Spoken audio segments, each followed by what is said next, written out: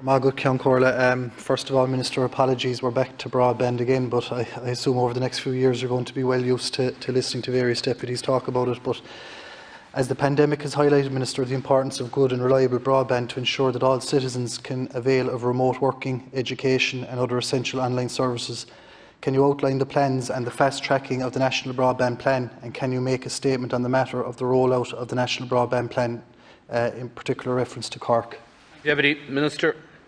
Thank you, Deputy. The high-speed broadband map, which is available at broadband.gov.ie, shows the areas in Cork which will be included in the National Broadband Plan, to take that one county. As of this week, almost 122,000 premises across 25 countries have been surveyed by National Broadband Ireland, which is ahead of the full-year survey target of 120,000 that had been projected by the company. Of this figure, some 16,432 premises have been surveyed to date in Cork. This activity informs design solutions for the provision of the fibre network, and MBI crews have started initial works for the build, covering approximately 4,000 premises in the Carrigaline area, including Cullen, Temple Bredy, Carrigaline, Ballyfoyle, Douglas, Ballyfahan, Glasheen, Mahon and Kilpatrick. The first fibre to the home connections are expected next month, and they will be subject to technical testing and validation prior to a wider release of the area. I'm advised that from the end of January, retailers will be able to resell the service, and householders in these areas will be able to order high-speed broadband provided by the MBI network.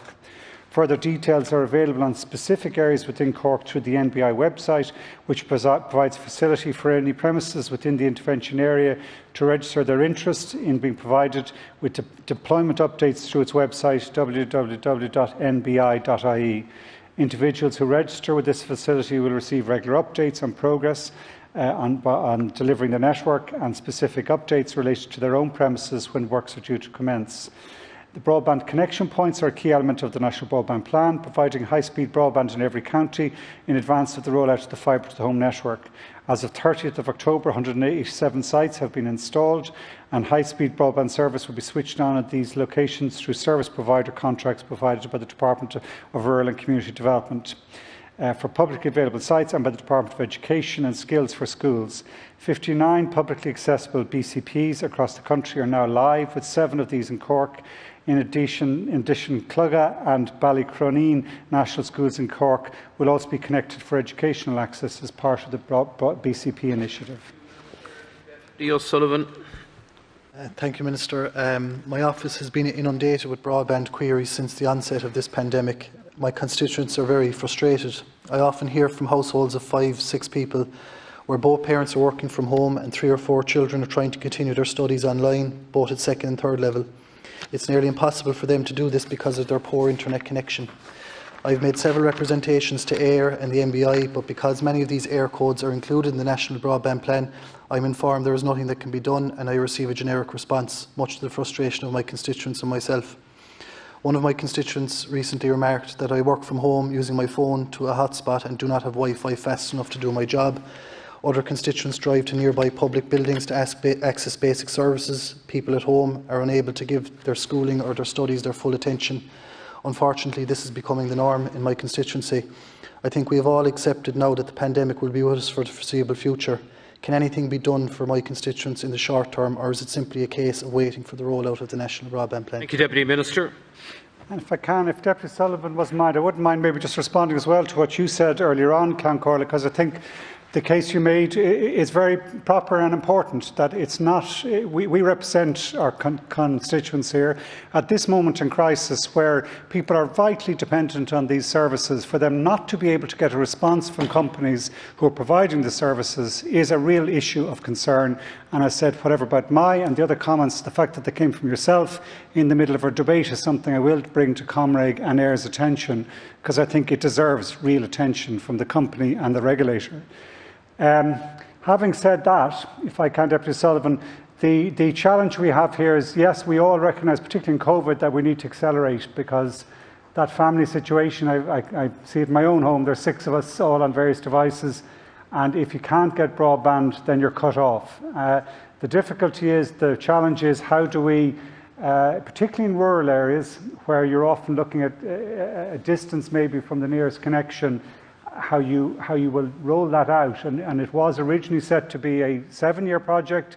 we're looking to see, can we accelerate, can we shorten it? The vast majority of houses will be delivered in the early years. It would only be the very difficult, maybe furthest to reach houses that are being put back to that later All period. right, thank you, Minister. But as I said to deputies earlier, finishing this, Count Corla, the incentive for the company now is that the demand is so great that I'm hoping we can accelerate to the best of our ability. Deputy O'Sullivan.